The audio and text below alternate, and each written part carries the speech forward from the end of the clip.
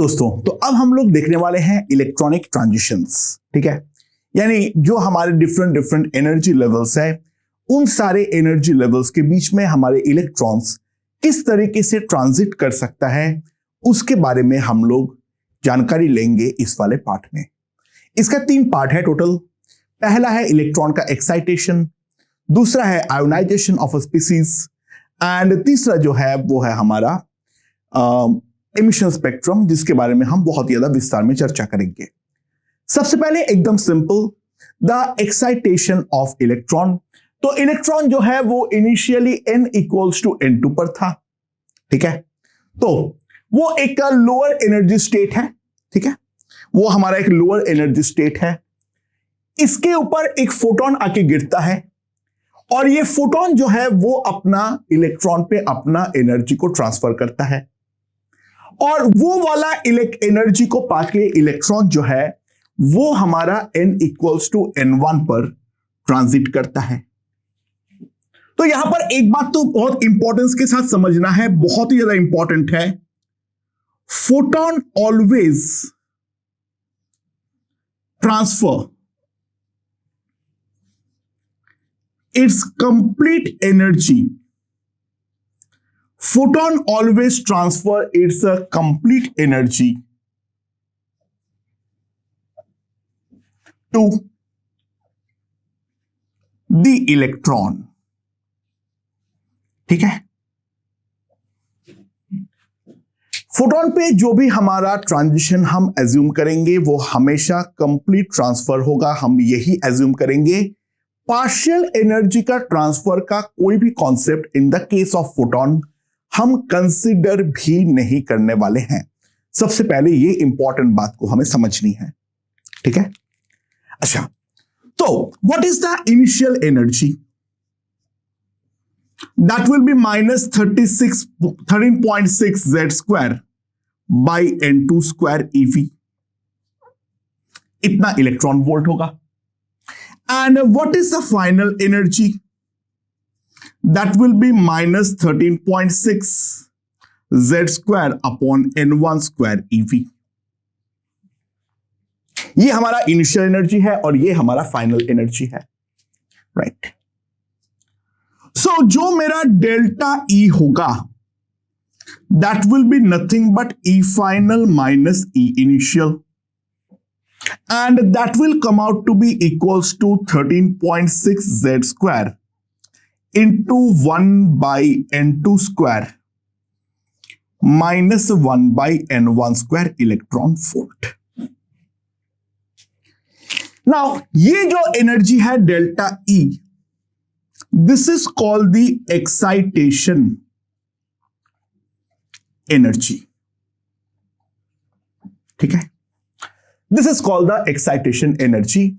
और इतना एनर्जी पाकर हमारा इलेक्ट्रॉन जो है वो n2 से n1 के बीच में ट्रांजिट करेगा। ठीक है, बात समझ में आई? And this energy has to be provided exactly,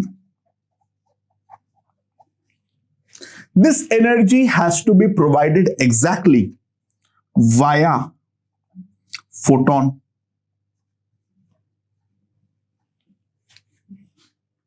Right? I hope this part is perfectly understood।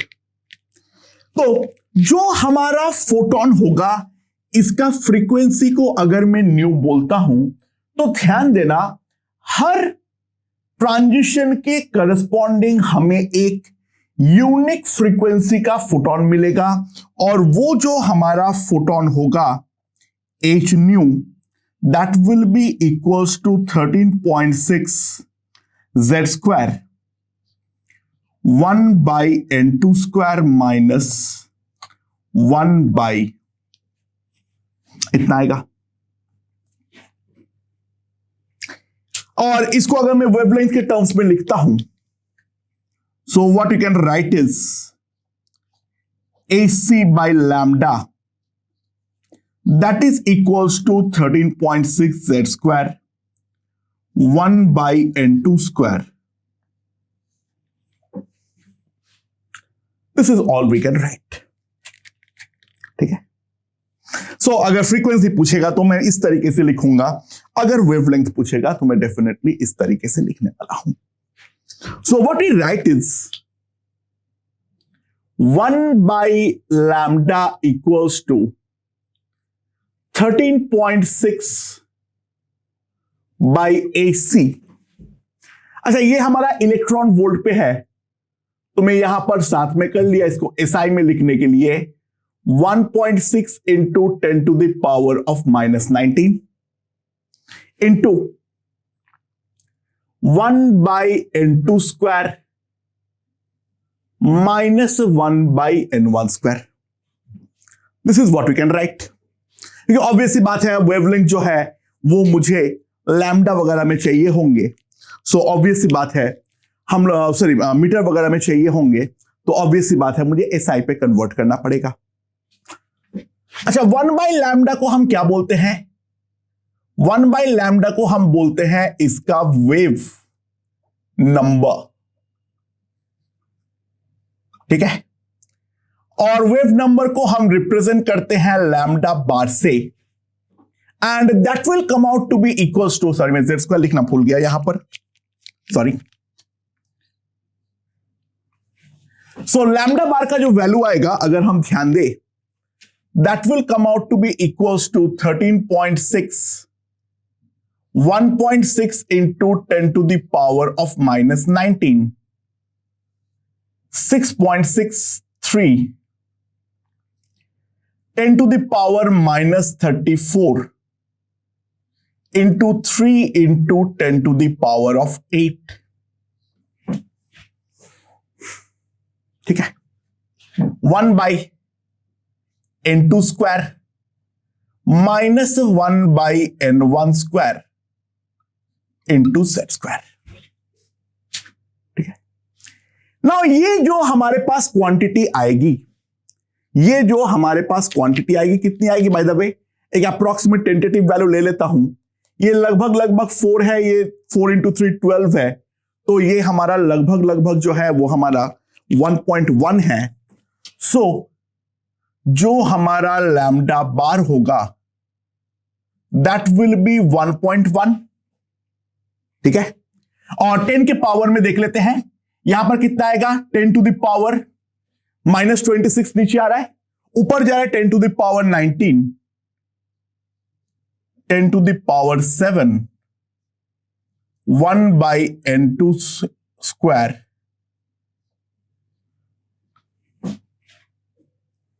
और यहां पर जो यूनिट होगी that will be definitely metre inverse. यहां पर जो यूनिट होगी that will be definitely metre inverse. और ये जो हमारा क्वांटिटी होती है, this is called the Rydberg's constant. ठीक है, और इसको हम लोग लिखते हैं वाया कैपिटल R. इसको हम बोलते हैं रिडबर्ग कांस्टेंट, जिसको हम लिखते हैं कैपिटल R के सहारे. तो यहां पर हमारे पास एक्साइटेशन के लिए एक इंपॉर्टेंट फॉर्मूला आ गया है, lambda bar equals to 1/n2 square. ठीक है, and this is the formula that we can write. R जहां पर रिडबर्ग कांस्टेंट है, इसका वैल्यू हमें याद रखनी है.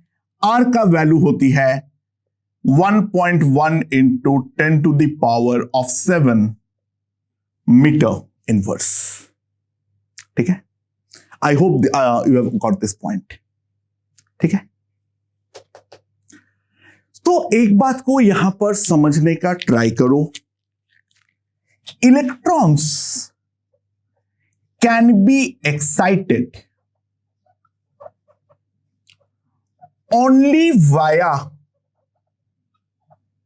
some selected frequencies of photon.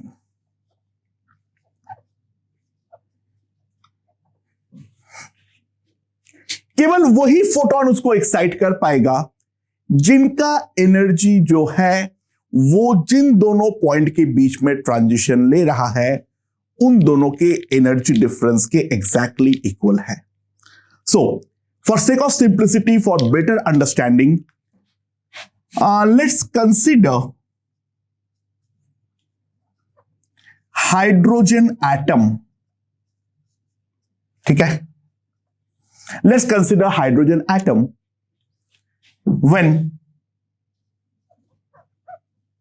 electron is at ground state. Electron जिसका हमारा ग्राउंड स्टेट पे हो वैसा एक हाइड्रोजन एटम के बारे में कंसिडर करते हैं. ठीक है, फॉर सेक ऑफ सिंप्लिसिटी. तो Z का वैल्यू ऑब्वियसली मेरा 1 हो गया है. So let me draw the energy levels. This is n equals to 1 और इसकी जो एनर्जी होगी that will be minus 13.6 electron volt. ठीक है, now the next level will be very very high. ये जो होगा n equals to 2 that is at minus 0.34 eV. ठीक है, नाउ अगला है n equals to 3 minus 1.5 EV. अगला जो है वो है मेरा n इक्वल्स टू 4. इसकी एनर्जी होती है माइनस 0.85 EV. ठीक है, उसका अगला है n इक्वल्स टू 5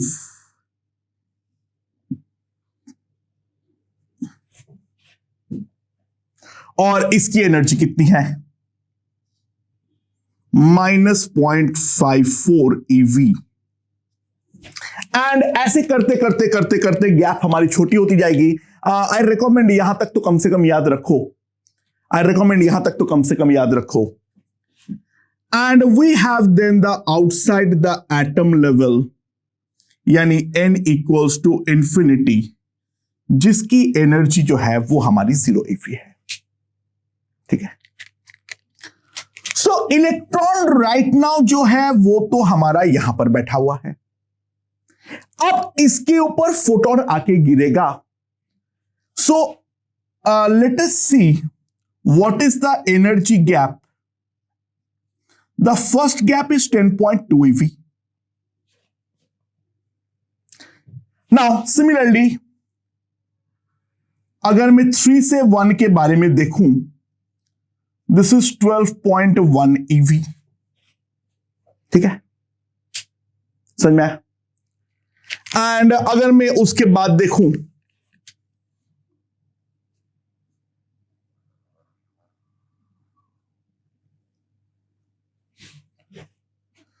यहां पर अगर हम ध्यान दें तो कितना आ जाएगा 13.6 माइनस 0.85 तो यहां पे आ जाएगा 12.75 EV. ठीक है, समझ में आया. एंड अगर मैं यहां पर देखूं तो ये वाली एनर्जी कितनी आ जाएगी 13.04 EV. और ऐसे करते करते करते करते फाइनली जो हमारा इनफाइनाइट लेवल है ये वाला जो हमारा एनर्जी गैप आएगी दैट विल बी 13.6 EV. ठीक है, सो ध्यान देना only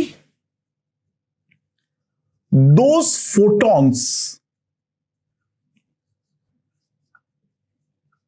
can excite the electron. Only those photons can excite the electron. ठीक है, whose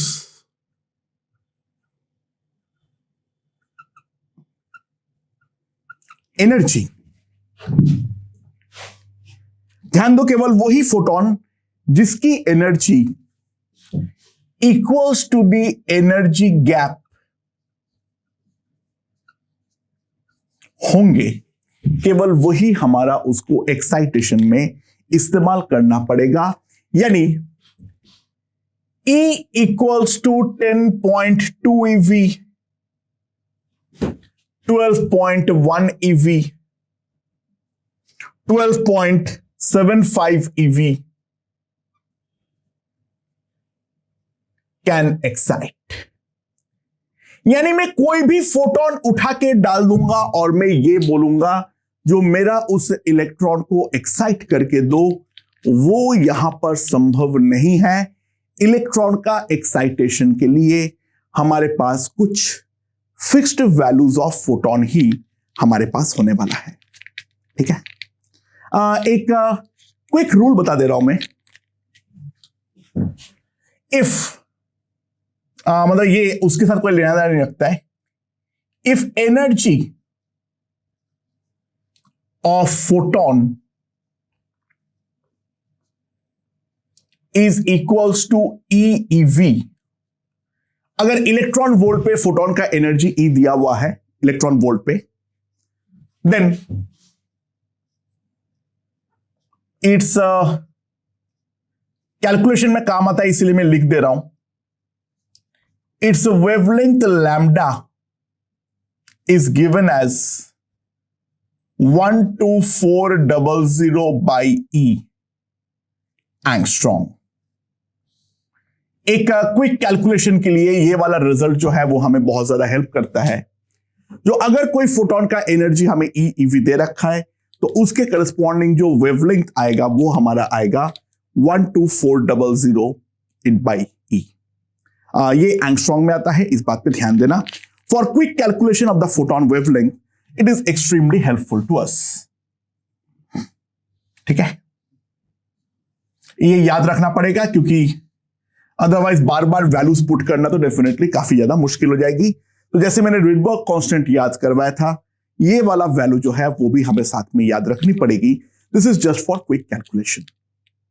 ठीक है, तो अब सवाल उठता है जो व्हाट इफ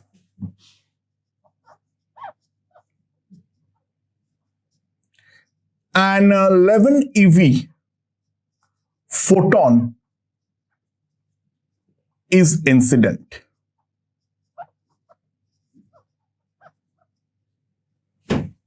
देखो 10.2 के नीचे तो एब्जॉर्ब ही नहीं करेगा, कोई फायदा नहीं है, क्योंकि 10.2 तो मिनिमम एनर्जी चाहिए जो उसको जंप मारा पाए। अब 11 EV का मैंने डाला, 11 जो है वो 10.2 से तो ज्यादा है लेकिन 12.1 से कम है।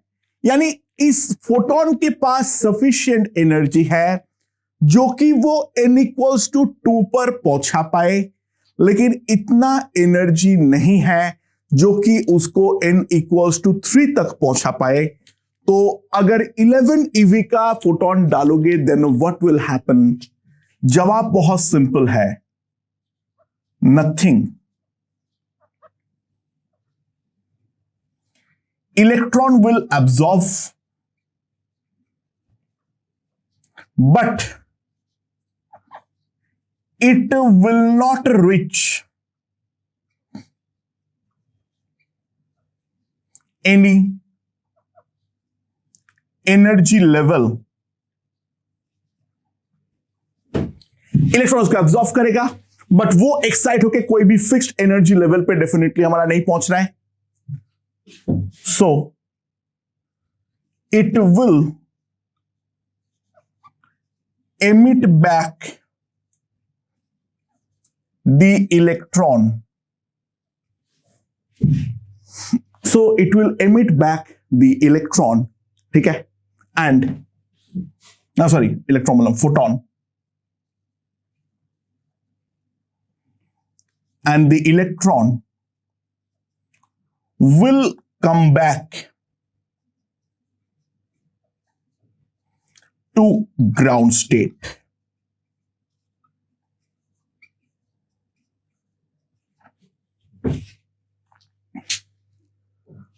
तुम लोग सर फोटोन ने अपना एनर्जी का कुछ ही हिस्सा क्यों नहीं दिया, 10.2 दे दिया तो नहीं, फोटोन अपना ट्रांसफर को कभी भी पार्शियल नहीं करा पाएगा।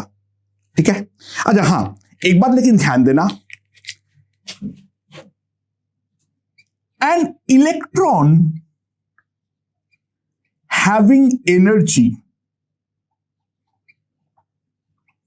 Equals to EV 11 EV, a second electron यानी ये वाला इलेक्ट्रॉन नहीं, can make transition from n equals to 1 to n equals to 2 possible, as electron can make partial transfer of energy। जो हम लोगों ने फोटो इलेक्ट्रिक इफेक्ट के पहले देखे थे, जो हमारा क्या है, जो हमारा सेकेंडरी एमिशन है, अगर कोई इलेक्ट्रॉन के पास एनर्जी 11 eV है, वो जो है वो ये n इक्वल्स टू 1 से n इक्वल्स टू 2 का ट्रांजिशन करा पाएगा। इलेक्ट्रॉन आके इस पर टकराएगा, उसको एनर्जी ट्रांसफर करेगा। कितना करेगा, कितना भी कर सकता है, बट विद अ पॉसिबिलिटी 10.2 भी तो कर सकता है। इलेक्ट्रॉन के केस में पार्शियल एनर्जी ट्रांसफर हमारा अलाउड है, but that is not allowed in the case of photon. So excitation का जो दो मेन तरीका है, एक हमारा है वाया फोटोन एंड दूसरा है वाया इलेक्ट्रॉन। दोनों के बीच का जो इंट्रिंसिक डिफरेंस है, हमें इस पॉइंट पे उसको ढंग से समझना जरूरी है दोस्तों, क्योंकि यहां पर जो है, let us be very very clear, these two are not same. हां, अगर और एक तरीका होता है वाया न्यूट्रॉन, अगर हम बॉम्बार्ड करेंगे तब क्या होगा, उन सब केसेस को कैसे डील करते हैं वो मैंने एटॉमिक कॉलिजन में कराया हूं। ठीक है, बट इलेक्ट्रॉन और फोटोन का डिफरेंस को अभी हमें समझना है। So the thumb rule is no partial transfer in photon, but partial transfer is definitely allowed in the case of electron. Let's make it very very clear. Okay, मैंने ये वाला चीज जानबूझ के भी रखा हूं, जब मैं बोलूंगा तब वो हटेगा, जब मैं अगली बार हटाने वाला हूं उस टाइम पे ये हटेगा। ठीक है ना, ये भी जानबूझ के रखा हुआ है, इसको कुछ करना नहीं है, ये ठीक है।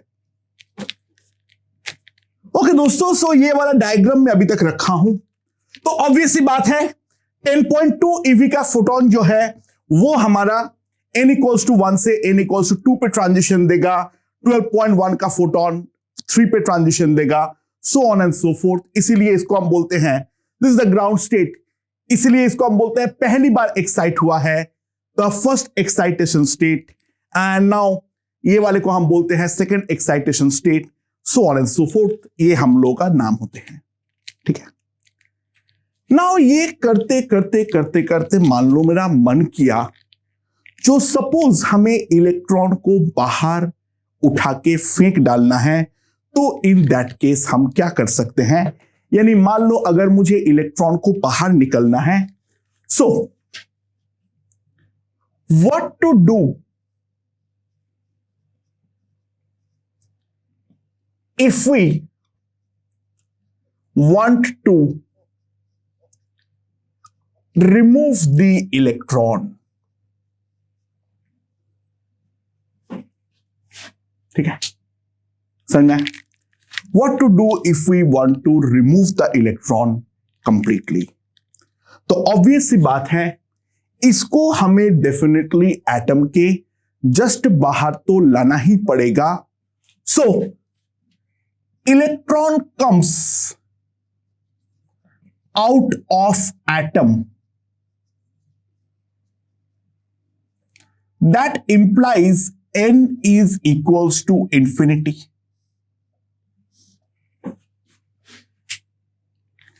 So try to understand जो हमारा यहां पर फाइनल एनर्जी होगी, that must be equals to 0 electron volt, क्योंकि मैंने एटम के बाहर लेकर आया हूं इसको जस्ट। और ई इनिशियल जो है that is equals to -13.6 EV। तो जो मेरा डेल्टा ई आएगा दैट इज 13.6 इलेक्ट्रॉन वोल्ट।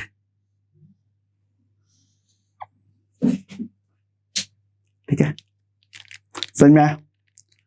सो ये जो 13.6 इलेक्ट्रॉन वोल्ट है, इस पर हमारा इलेक्ट्रॉन जो है वो जस्ट एटम के बाहर आ जा रहा है। तो दोस्तों ध्यान देना, this is called the ionisation energy of electron. इसको हम लोग इसका आयोनाइजेशन एनर्जी बोलते हैं। आयोनाइजेशन एनर्जी जो होती है that's a very very specific term if we do it from the ground state. ठीक है, if we do it from the ground state, ground state के लिए हम एक स्पेशल टर्म यूज करते हैं, उस चीज को हम बोलते हैं उसका क्या, आयोनाइजेशन एनर्जी। ठीक है, अब मैं इसको पूछ दे रहा हूं, राइट? सो फोटोन के पास मिनिमम 13.6 EV होना चाहिए, जो कि हमारा इलेक्ट्रॉन को वो जस्ट बाहर निकल पाए। So if a photon of energy equals to 13.6 EV is incident, electron will just come out। ठीक है, ओके। अब सवाल ये आता है, जो what if a photon of energy that is equals to 15 EV is an incident। अगर मेरा इस पर 13.6 EV के जगह पर उससे ज्यादा एनर्जी मैंने प्रोवाइड किया, तो इन दैट केस क्या होगा? ध्यान देना, outside the atom there is no energy level. Outside the atom once it's come out there is no energy level। ये बात इंपॉर्टेंट है, समझो। once electron comes out it has no energy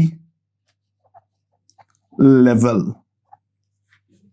तो अगर 15 EV का इलेक्ट्रॉन फोटोन उसके ऊपर incident हुआ, तो 13 उसके पास 15 है, तो 13.6 एब्जॉर्ब करके वो हमारा एटम के बाहर आ गया है। यानी ऑब्वियस सी बात है 13.6 EV is spent on overcoming the nuclear interaction।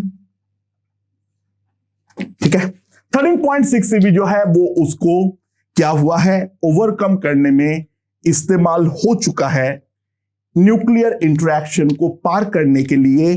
तो एनर्जी लेफ्ट, जो एनर्जी उसके पास बचे हुए होंगे, energy left of electron will be equals to 1.4 EV and that will be equals to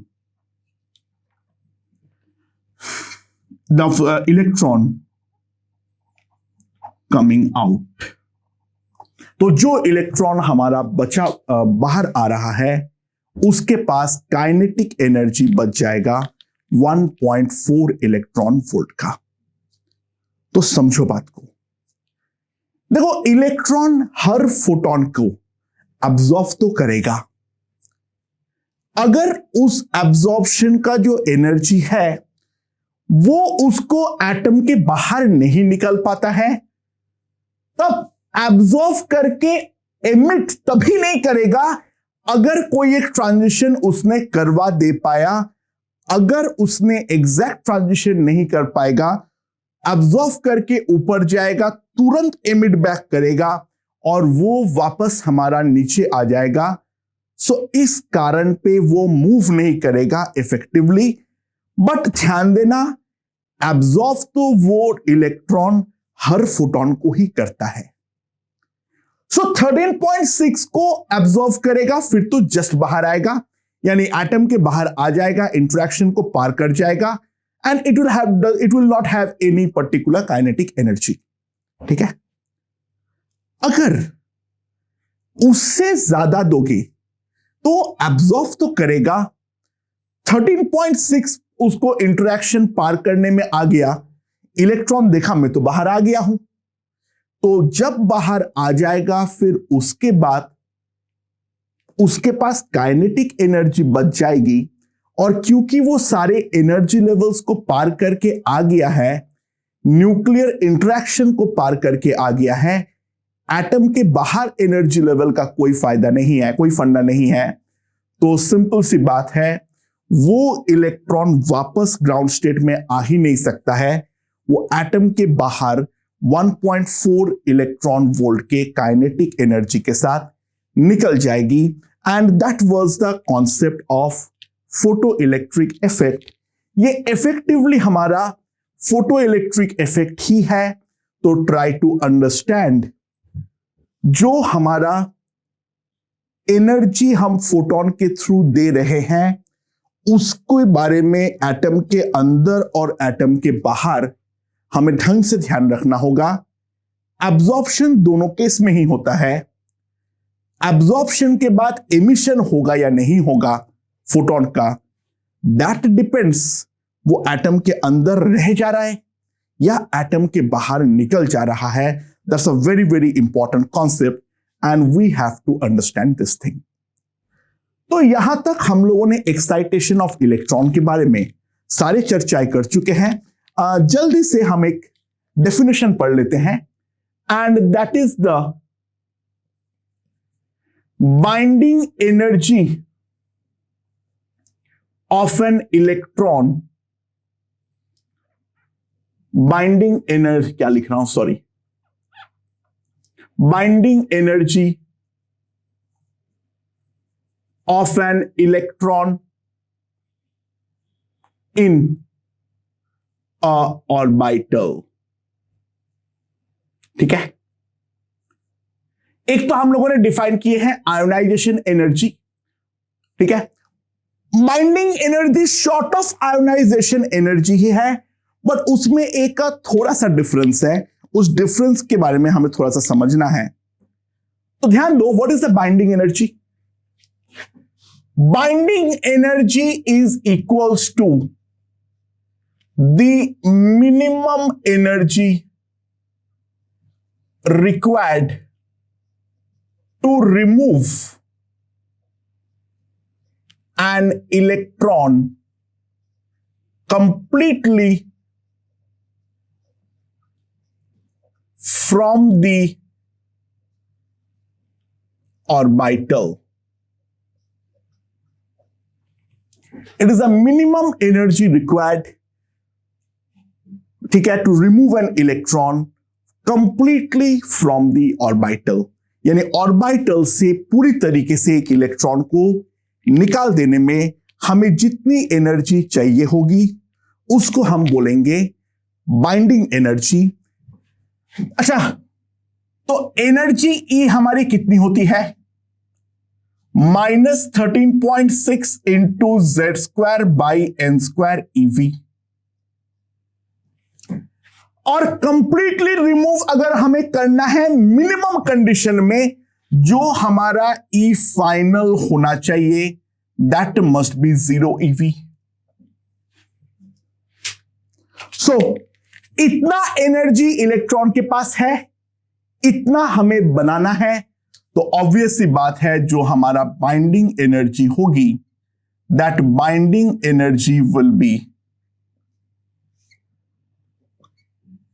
ठीक है। तो इस बात पे हम ध्यान दें, बाइंडिंग एनर्जी को हम इस तरीके से कंप्यूट कर सकते हैं। अगर फोटोन का एनर्जी बाइंडिंग एनर्जी से ज्यादा होगी तो इलेक्ट्रॉन बाहर निकलेगा, ठीक है, और उस बाहर निकलने के बाद भी उसके पास कुछ अमाउंट ऑफ काइनेटिक एनर्जी जो है वो डेफिनेटली हमारी बच जाएगी, ठीक है। अच्छा, तो what is ionisation energy, what is the difference? Binding energy of ground state is called the ionization energy। अगर ग्राउंड स्टेट्स का जो बाइंडिंग एनर्जी होती है उसको हम लोग बोलते हैं ionisation energy. That is the correct definition. लेकिन बहुत सारे क्वेश्चंस में अगर बुक से क्वेश्चन करोगे, उन्होंने आयोनाइजेशन एनर्जी और बाइंडिंग एनर्जी दोनों को सेम टर्म इस्तेमाल कर रखा है। दोस्तों, ट्राई टू अंडरस्टैंड। अगर ऐसा होता तो केमिस्ट्री में हम पीरियोडिक प्रॉपर्टीज वगैरह में जो आयोनाइजेशन एनर्जी वगैरह पढ़ाते हैं, उनका फिर वैल्यूज जो दिया हुआ है वो कंप्लीटली फेक है, कंप्लीटली फ्रॉड है। क्योंकि अगर हमें इलेक्ट्रॉन का स्टेट ही नहीं मालूम है तो ऑब्वियस सी बात है हम क्या बोलेंगे कितना एनर्जी चाहिए होगी। ऑब्वियस सी बात है हाइड्रोजन का एक इलेक्ट्रॉन n=1 पर है और या फिर 3 पर है, दोनों केस में हमें अलग आयोनाइजेशन एनर्जी डेफिनेटली मिलने वाली है। तो उन सब वैल्यूज का तो कोई मतलब ही नहीं बच जाएगा, राइट। तो जो इलेक्ट्रॉन को जहां पर होना चाहिए in the most stable form, वहां से निकालने का एनर्जी जो है उसको हम बोलते हैं ionisation energy. So there is a minute difference between ionization energy and binding energy. तो ionization energy IE is the binding energy when n=1 and that is given to be 13.6 into Z² electron volt, ठीक है। सो हम लोग excitation of electron के बारे में पूरी तरीके से पढ़ रखे हैं। अब हम लोग उल्टा करने वाले हैं, that is the de-excitation of electron। It is a de-excitation of electron, ठीक है। अच्छा, ध्यान देना, normally all excited states have very low mean life। तो जितने भी एक्साइटेड स्टेट्स है थियोरेटिकली तो हमारे पास इनफाइनाइट एनर्जी लेवल्स पॉसिबल है, बट उस इनफाइनाइट एनर्जी लेवल्स एक्चुअल में नेचर पे एग्जिस्ट करता ही नहीं है। क्योंकि ट्राई टू अंडरस्टैंड, जो हमारा इलेक्ट्रॉन है, अगर मान लो एक हाइड्रोजन है, वो इलेक्ट्रॉन को 1s पे रहने का मौका मिलेगा तो वो 2s पे क्यों रहेगा या 3d में क्यों रहेगा? ऑब्वियस सी बात है वो वापस 1s पे आने का तो ट्राई करने करेगा। तो एक्साइटेड स्टेट्स का जो हमारा मीन लाइफ होता है वो हमारा काफी कम होता है। एक क्वेश्चन मैंने अभी अभी करवाया था, ठीक है, जिसपे मीन लाइफ हम लोग देखे थे, that is of the order 10⁻⁻8 second, और एट मैक्स जो है वो मिली सेकेंड के ऑर्डर में होता है। सो थियोरेटिकली हम तो बोलेंगे जो सारे एक्साइटेड स्टेट एग्जिस्ट करता है, अनलेस एंड अनटिल बाहर से मैं एनर्जी प्रोवाइड करते जा रहा हूं, मैं किसी भी हालात पर वो एक्साइटेड स्टेट को सस्टेन तो कर नहीं पाऊंगा, ठीक है। So if electron is excited to a higher state, it tries to come back to the ground state। अगर हम इलेक्ट्रॉन को एक्साइट करेंगे कोई एक हायर स्टेट पे, तो वो वापस अपना ग्राउंड स्टेट पे वापस आने का ट्राई जो है वो तो हमेशा करेगा ही करेगा। And this process is called the D excitation of electron. ठीक है, अच्छा अभी जो है फिलहाल हम लोग सिंगल इलेक्ट्रॉन स्पीसीज के रिगार्डिंग बातचीत कर रहे हैं, तो ऑब्वियस सी बात है जो हम यहां पे जितने भी बातें करेंगे, ठीक है, उस पे सब कुछ अल्टीमेटली फाइनली ग्राउंड स्टेट पर पहुंच तो सकता है, यानी हर किसी का n=1 जो है वो हमारा अवेलेबल तो रहेगा ही रहेगा।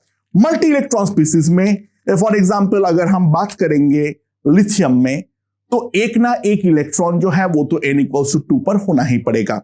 बट वैसे स्पीसीज को लेकर तो हम बातचीत ही नहीं करते हैं in the case of Bohr model. So हमारे पास इलेक्ट्रॉन के पास हर पॉसिबिलिटीज है डी एक्साइट होने का। ठीक है, तो मान लो electron is at a higher energy level, n=n1। इलेक्ट्रॉन जो है वो हमारा एक हायर एनर्जी लेवल पे है एट n=n1। ठीक है, it comes back to a lower energy level, n=n2। ठीक है, समझ में आया? इलेक्ट्रॉन जो है वो मेरा एक हायर एनर्जी लेवल पे बैठा हुआ है। ये एग्जैक्टली उल्टा प्रोसेस है। Numerically both are same, numerically both are exactly same, बस वहां पर लोअर पे था, बाहर से लात मार रहा हूं और धक्का मार के ऊपर भेज रहा हूं। यहां पर ऊपर बैठा हुआ है और चेयर लगा के बोला सर वापस आइए नीचे। तो वापस नीचे आने के दौरान जो हमें हरकतें देखने को मिलेंगे उसको हम डी एक्साइटेशन में पढ़ने वाले हैं, यानी जो मैंने अभी तक पढ़ाया हूं उसका एग्जैक्टली उल्टा मैं यहां पर पढ़ाने वाला हूं। बाकी दोनों में कोई डिफरेंस नहीं है। सो ट्राई टू अंडरस्टैंड, अगर इलेक्ट्रॉन हमारा n=n1 पे है और n=n2 पर है, तो यहां से वो यहां पर आएगा और यहां पे ऑब्वियस सी बात है एक एनर्जी डिफरेंस होगी डेल्टा ई। ये जो डेल्टा ई इलेक्ट्रॉन ने छोड़ा, तो ऑब्वियस सी बात है this is emits a photon of energy delta E. It emits a photon of energy delta E.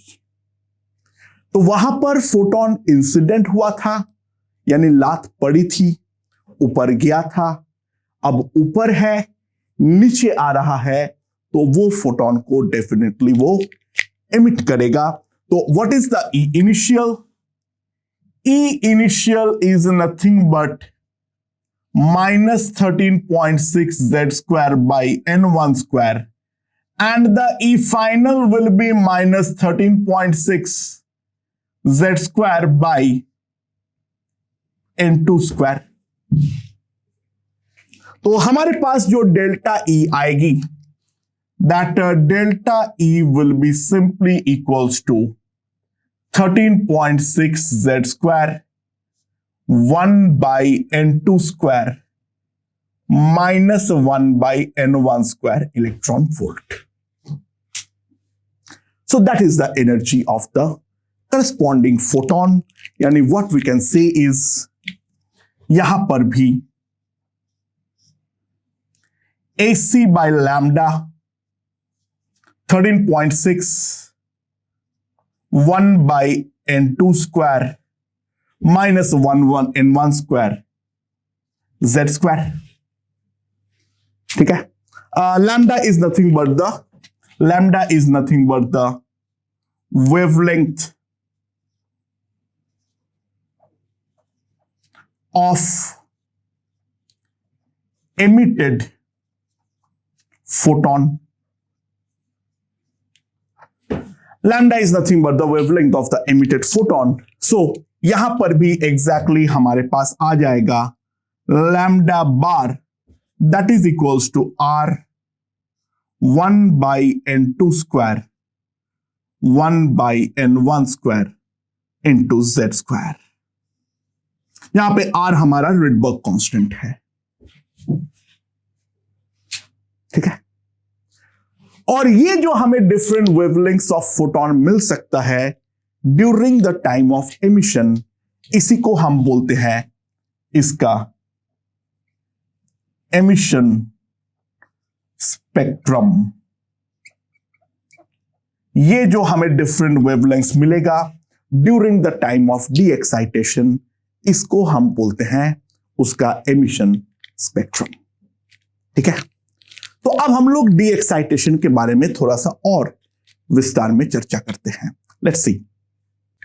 Okay दोस्तों, अब एक इंपॉर्टेंट चीज को समझते हैं। मैं इसको क्वेश्चन के थ्रू समझा रहा हूं। जो मान लो मेरा एक electron n equals to 4 state में है और वो वापस आ रहा है n इक्वल्स टू 1 स्टेट पे, तो सवाल ये है जो ये वाले डी एक्साइटेशन प्रोसेस के दौरान हमें कितने डिफरेंट टाइप ऑफ फोटॉन्स जो है वो हमारा मिल सकता है, ठीक है। अच्छा, अब ध्यान दो, मैं अगर एनर्जी लेवल ड्रॉ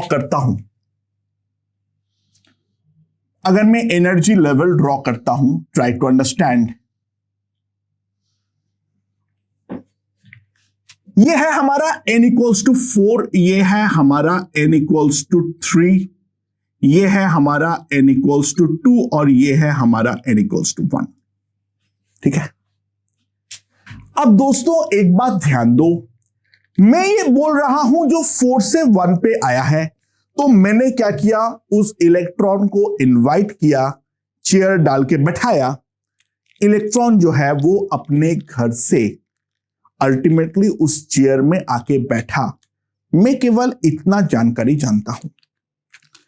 अब दोस्तों घर से निकलने के बाद वो डायरेक्टली उस चेयर में आके बैठा या फिर बीच में कुछ और दुकानों में वो रुका था, इसके बारे में जानकारी हमारे पास मिलना संभव है ही नहीं। तो ट्राई टू अंडरस्टैंड। देखो, इलेक्ट्रॉन अपना कोई भी दो बोर एनर्जी लेवल के बीच में डेफिनेटली ट्रांजिट कर सकता है। इलेक्ट्रॉन जो है वो हमेशा ही कोई ना कोई 2 डिफरेंट बोर ऑर्बिट के बीच में ट्रांजिट कर सकता है, उसके बारे में हमारा कोई कंट्रोल नहीं है। सो द पॉसिबिलिटीज आर, या तो वो इलेक्ट्रॉन डायरेक्टली 4 से 3 आया, फिर 3 से 2 आया, और फिर जो है वो हमारा 2 से 1 आया। It's a possibility. दूसरा पॉसिबिलिटी ये है जो 4 से वो 3 तो आया था, बट 3 से वो 2 पे नहीं रुक के सीधा 1 पे आ गया। या फिर और एक पॉसिबिलिटी अगर हम ध्यान दें, वो 4 से 3 पे नहीं रुक के सीधा 2 पे आया था और फिर जो है 2 से वो 1 पर कूदा। हाँ, या फिर एक पॉसिबिलिटी है वो असली में कहीं पर नहीं रुका, वो सीधा का सीधा 4 से 1 पर जो है वो हमारा आ गया है। तो ड्यूरिंग डी एक्साइटेशन में ये तो प्रेडिक्ट कर ही नहीं सकता हूं जो क्या ये डी एक्साइटेशन जो है वो हमारा डायरेक्ट है या फिर बीच में कहीं पर रुक के हुआ है। तो दोस्तों ध्यान देना, क्योंकि ये चीज कंप्लीटली रैंडमाइज्ड है, so every single thing is a possibility, and if every single thing is a possibility, तो इसके करस्पॉन्डिंग जितने फोटॉन्स हमारे निकल सकता है उतना फोटॉन तो हमारा निकल के ही रहेगा। यानी मैं क्या बोल रहा हूं, ध्यान दो, ये है पहला टाइप का फोटोन। अच्छा, हर एनर्जी गैप यूनिक है, उसके करस्पॉन्डिंग एक यूनिक फोटोन होता है। एक फोटोन हमें ये वाला मिल सकता है, तो फोटॉन्स जो हमें मिल रहा है, ध्यान दो, वो एक तो हमें मिलेगा 4 से 3 के करस्पॉन्डिंग, दूसरा जो मिलेगा वो मिलेगा 3 से 2 के करस्पॉन्डिंग एक फोटोन मिलेगा,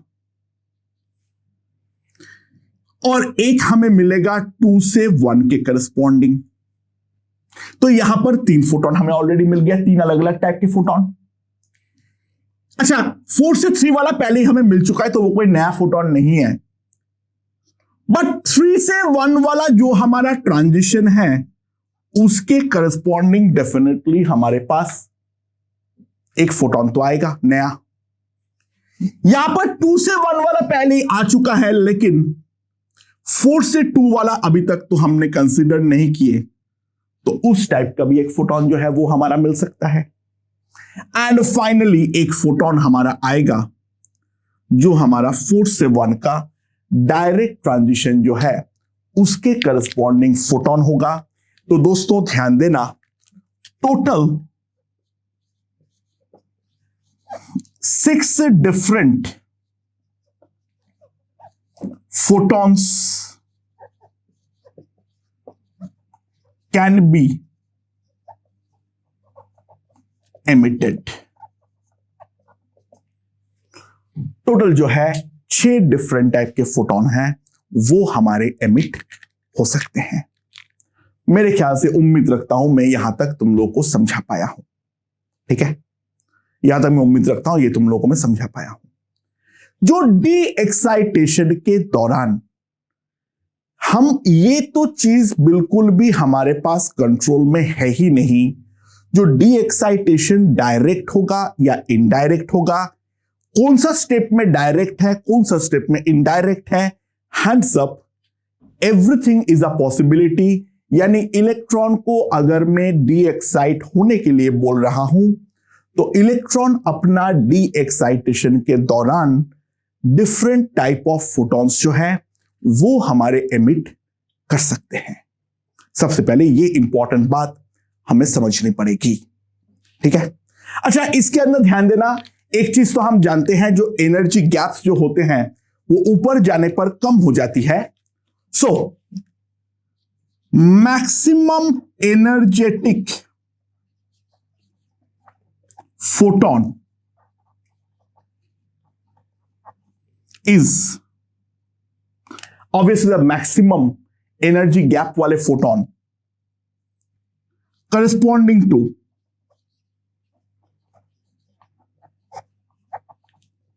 4 to 1 transition। जो मैक्सिमम एनर्जेटिक फोटोन होगा वो हमारा 4 to 1 ट्रांजिशन के करस्पॉन्डिंग होगा। This is lambda minimum photon। This is the minimum wavelength photon that we are going to see। ठीक है, and similarly energy gap wise जो मिनिमम होगा वो डेफिनेटली हमारा 4 से 3 होगा। तो मिनिमम एनर्जेटिक फोटोन जो है that is corresponding to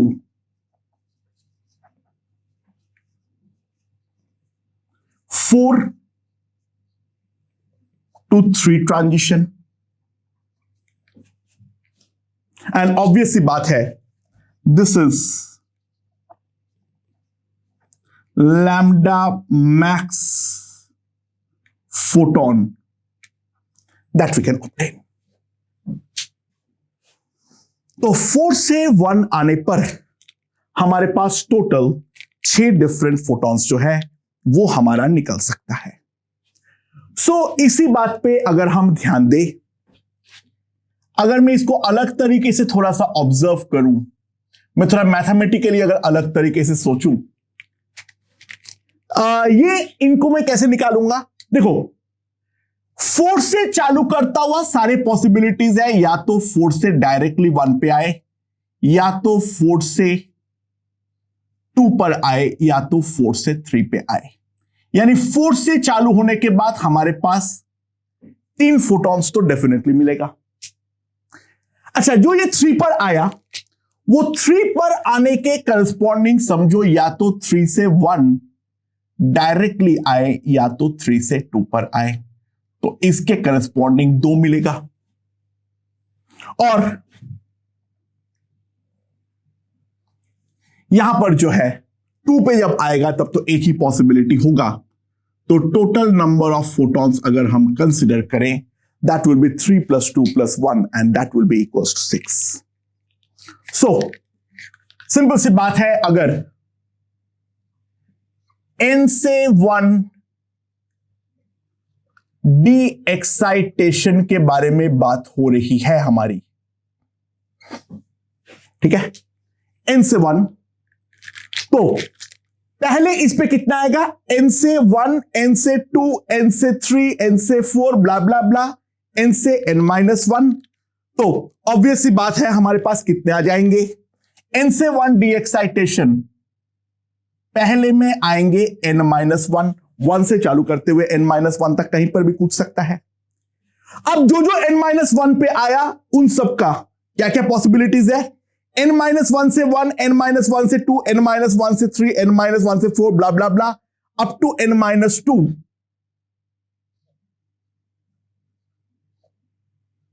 अगला n-3 और डॉट डॉट डॉट लास्ट में 1। जब 2 पे आएगा तो एक ही निकलेगा हमारे पास। तो ऑब्वियस सी बात है, ध्यान दो, this will be equals to, now 1 से n-1 तक का सम,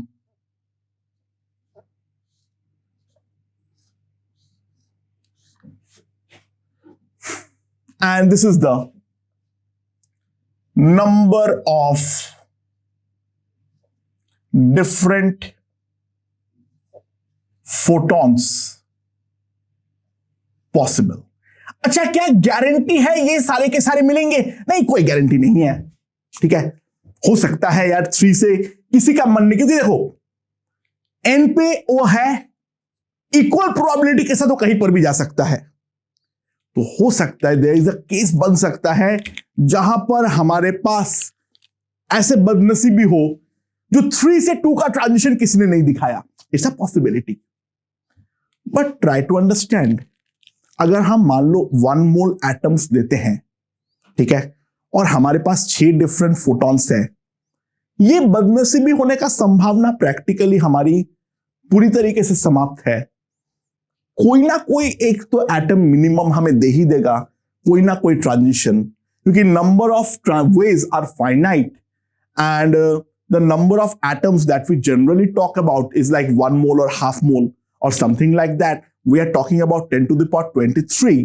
तो कोई एक पर्टिकुलर ट्रांजिशन हमें मिले ही ना, that possibility is practically not there, that possibility is practically not there, ठीक है। सो ऑब्वियस बात है, जितना हो सकता है वो सारे के सारे हमें मिल जाएंगे।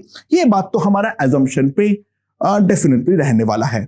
इस बात को हम सबसे पहले इंपॉर्टेंस के साथ समझे, ठीक है, right. Okay, so far so good, this is a number of different type of photons possible. अच्छा, अगर मुझे जनरलाइज करना है,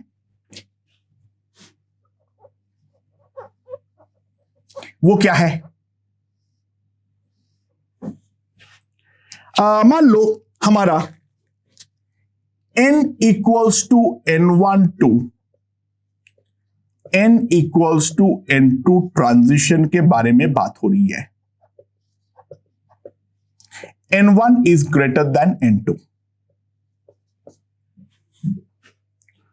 तो डिफरेंट फोटॉन्स हमें कितने मिलेंगे? अच्छा, वी कैन क्लियरली सी, ये जो हमारा 6 है, that is a 4c2, and we can also see ये जो हमारे पास नंबर आया है, this is nothing but nc2। The another way of seeing is अगर n से 1 पर आ रहा है, ठीक है, तो बेसिकली हमारे पास n लेवल्स है। अच्छा, n से 1 पे n-1 लेवल्स मत ले लेना, both has to be included. So n से 1 में टोटल हमारे पास n लेवल्स है। एक ट्रांजिशन के लिए हमें कोई भी 2 लेवल चुनना है, तो n लेवल्स है, 2 चुनना है, can be done in NC2 ways। सिंपल सी बात है। कोई भी, क्योंकि कोई भी चॉइस हमारे पास अलाउड है, एक ऊपर एक नीचे होगा, उसके बीच में एक फोटोन हमें मिल जाएगा। तो n से अगर हमारा 1 पे ट्रांजिशन हो रहा है, तो ऑब्वियस सी बात है, जो वो ट्रांजिशन जहां पर होंगे उसके करस्पॉन्डिंग हमें 2 लेवल बस चुन लेनी है out of the possible n, and that will correspond to a transition. So हमारे पास यहां पर अगर हम ध्यान दें, n1 से n2 है, तो number of levels will be equals to, again गलती मत करना, n1 माइनस n2 प्लस 1, ठीक है ना, बोथ आर इंक्लूडेड। तो we have to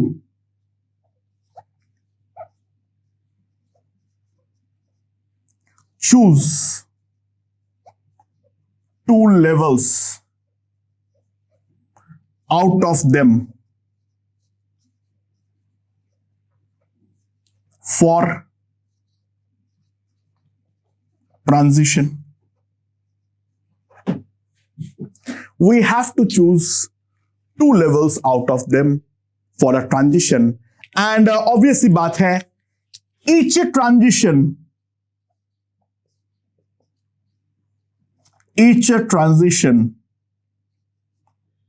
give us a unique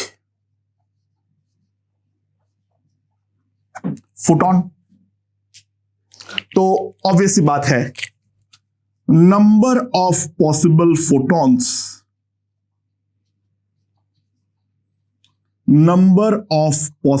photons will be equals to n1 minus n2 plus 1 C2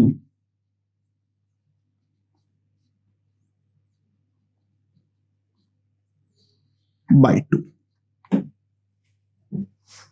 So this is a total number of possible photons जिसके बारे में हम साफ साफ देख सकते हैं, that is n1 minus n2 into n1 minus n2 plus 1 divided by 2। इतने photons हमें मिलने वाले हैं। Now let's move on to an interesting question। उल्टा थोड़ा सोचते हैं, n equals to 4 से n equals to 1 पर ट्रांजिशन हो रहा है, मिनिमम नंबर ऑफ एटम्स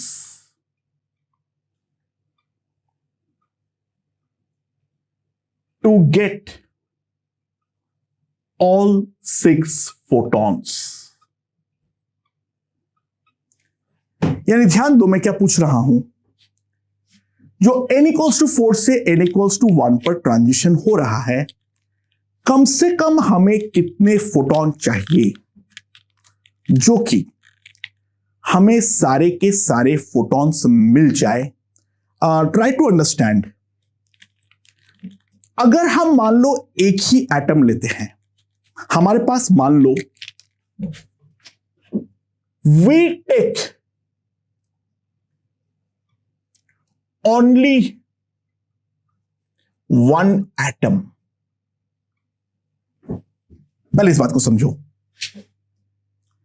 अच्छा, केवल अगर मैं एक एटम लेता हूं तो वो एटम डीएक्साइटेशन के दौरान या तो ये वाला टेक्निक अपनाएगा, या तो ये वाला, या तो ये वाला, या तो ये वाला। अच्छा ध्यान देना, एक बार ये 4 से 3 आ गया है, ये वापस 4 पे जाके 4 से तो दे ही नहीं सकता है। एक बार जो रास्ता इसने पकड़ लिया है वो पकड़ लिया है। ध्यान दो, अगर मेरे पास एक ही एटम है तो एक बार यहां पर 4 से वो 3 पर डीएक्साइट हो चुका है, तो 4 से 2 वाला या 4 से 1 वाला ये दोनों फोटोन तो मिनिमम टू मिनिमम इसी पॉइंट पर मिस होने वाला है। ये दोनों फोटोन हमें किसी भी हालात पर नहीं मिलेंगे। सो बेस्ट टू बेस्ट अगर हमारे पास एक ही एटम है तो ये जो ऑरेंज वाला रास्ता है that has the maximum number of photons. तो we can get at max 3 photons।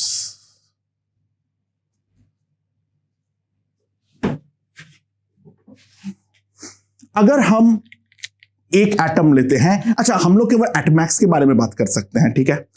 Minimum तो एक ही हो जाए, हो सकता है वो एटम 4 से 1 वाला डीएक्साइटेशन होकर खत्म हो जाए, दैट्स अ पॉसिबिलिटी। बट अगर हमारा किस्मत बेस्ट भी रहे तो भी 3 से ज्यादा नहीं मिलेगा, क्योंकि बेस्ट पॉसिबिलिटी ये है वो ऑरेंज वाला रास्ता पकड़े, क्योंकि बाकी हमारे रेड, पिंक या फिर अगर वायलेट रास्ते के बारे में बात करें, इनमें तो ये रेड और वायलेट में 2 ही मिलेंगे और पिंक वाले पे तो केवल एक ही मिलके रह जाएंगे। Similarly we take only 2 atoms। Now see, orange वाला रास्ता तो भाई हमारे लिए बहुत फेवरेबल है, तो ऑरेंज ले लो। जो अगला है वो या तो ये या तो ये या तो ये। ध्यान दो, जो भी रास्ता चुनेगा इन तीनों में, डजंट मैटर, कोई भी रास्ता चुन ले अगला एटम। ऑब्वियसली अगर वो यही वाला चुन ले फिर तो 3 ही मिल गया, वो वाला केस के बारे में बात नहीं कर रहा हूं मैं। बेस्ट टू बेस्ट, अपना किस्मत बहुत तगड़ी है, एकदम हाथ दिखा के आए हैं, पूरा मंत्र पढ़ के आए हैं, उसके बाद के बारे में बात कर रहा हूं। ऑरेंज वाला हो जाने के बाद अगला इन तीनों में कोई भी रास्ता चुन ले वो अपने मर्जी से, एग्जैक्टली एक नया फोटोन देगा। देखो ये वाला तो पहले ही मिल रखा है, वो यूजलेस है, ये वाला हमें नया मिल जाएगा अगर ये रास्ता चुना तो। या फिर ये रास्ता चुना तो ये वाला नया नहीं है क्योंकि वो तो पहले ही मिल रखा है, ये वाला हमें नया मिल जाएगा। और ये वाला चुनेगा तो ये वाला नया ही फोटोन है। सो अगर हम 2 ही एटम लेते हैं, we can get at max 4 photons।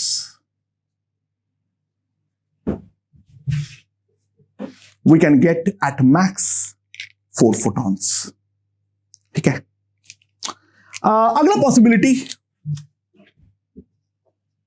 we take only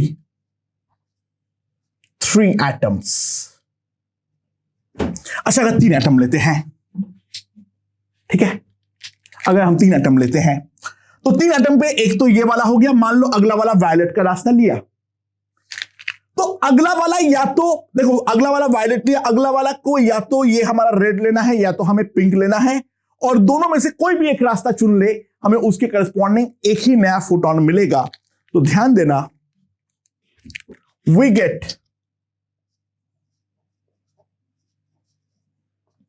at max 5 photons। 5 different photons, ठीक है ना, टोटल नंबर ऑफ फोटॉन्स तो ज्यादा होंगे, वो छोड़ो। We get at max 5 different photons and in the last case we take only 4 atoms. हम केवल और केवल 4 एटम लेते हैं। अब उन चारों में एक एक, चारों रास्ते में एक एक को असाइन कर दो, तो ऑब्वियस सी बात है 4 एटम के केस में we can get all 6 photons. अच्छा बहुत इंपॉर्टेंट बात, वी कैन, अरे हमारी किस्मत बहुत तगड़ी है, मंत्र काम किया, हमारा पूजा पाठ काम किया, उसके बाद के बारे में बात हो रही है, ये ध्यान देना। हाँ हो सकता है वो चारों के चारों तुमने लिए, वो सारे 4 से 1 हुआ, एक ही फोटोन मिला, इट्स अ पॉसिबिलिटी। लेकिन 4 लेने पर एक प्रोबेबिलिटी क्रिएट होती है जो वो हमारा 6 फोटोन दे पाए 4 से कम एटम लेंगे दोस्तों, ध्यान देना, कम से अगर 3 लेंगे तो कम से कम 1 मिस होगा, 2 लेंगे तो कम से कम 2 मिस होगा, और 1 लेंगे तो कम से कम जो है हमारा 3 जो है वो मिस तो होने वाला है ही है, दैट्स फॉर श्योर। ठीक है, सो सिंपल सी बात है, we have to take at least 4 atoms। 4 से कम एटम पे हमारा काम नहीं चलने वाला है। तो एक जल्दी से और एक एग्जांपल देख लेते हैं।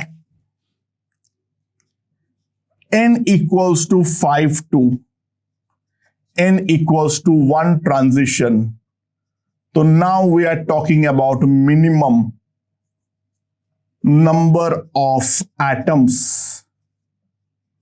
required।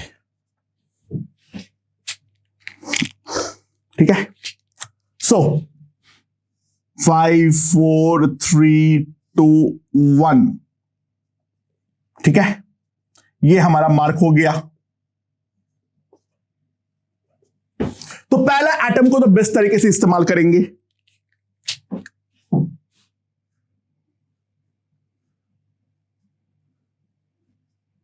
ये हमें 4 फोटॉन दे दिया। By the way total photons जो है वो कितना है, टोटल जो डिफरेंट फोटॉन्स पॉसिबल है वो है मेरा 5c2 that is equal to 10। तो पहला वाला ही हमें 4 दे देगा। अच्छा, अगला पॉसिबिलिटी,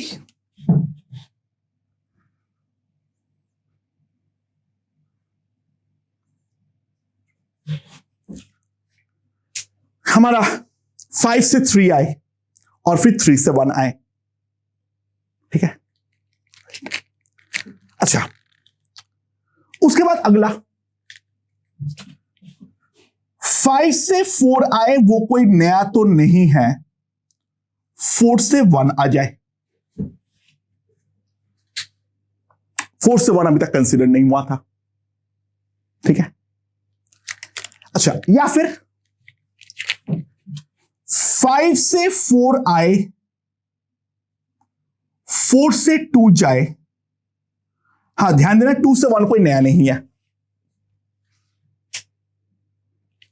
ठीक है,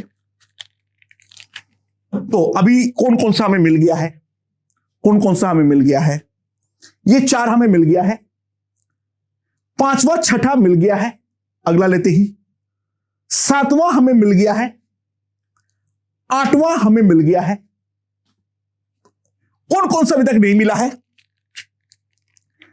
4 से 2 वाला मिल गया, नहीं 4 से तो मिल गया, 4 से सारे के सारे मिल गया क्या, एक बार देख लेते हैं।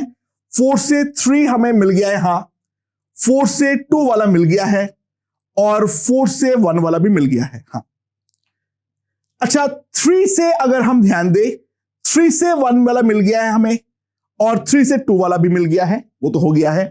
2 से 1 वाला मिल गया है। अब 5 से अगर हम ध्यान दें, 5 से 4 वाला मिल गया है। ठीक है, 5 से 3 वाला मिल गया है। हाँ, 5 से 2 वाला जो है वो अभी तक हमें नहीं मिला है। तो एक पॉसिबिलिटी ये है जो हमें 5 से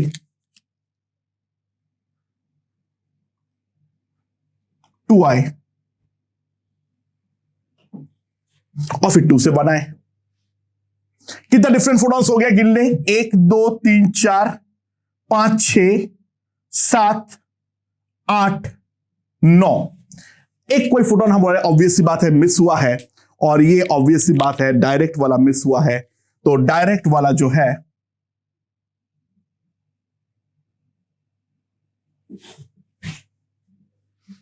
और जितना हमें अलग अलग बनाना पड़ा है उसके करस्पॉन्डिंग हमें एक एक एटम चाहिए होंगे। तो एटलीस्ट वी नीड 6 एटम्स। कम से कम जो है हमें 6 एटम की तो यहां पर रिक्वायरमेंट है ही है, उसके कम में हमारा काम नहीं चल पाएगा। तो बेसिक एमिशन के बारे में एक आइडिया है, वो हमारी लग चुका है ढंग से। अब जो है वो हम करने वाले हैं एमिशन स्पेक्ट्रम। ओके,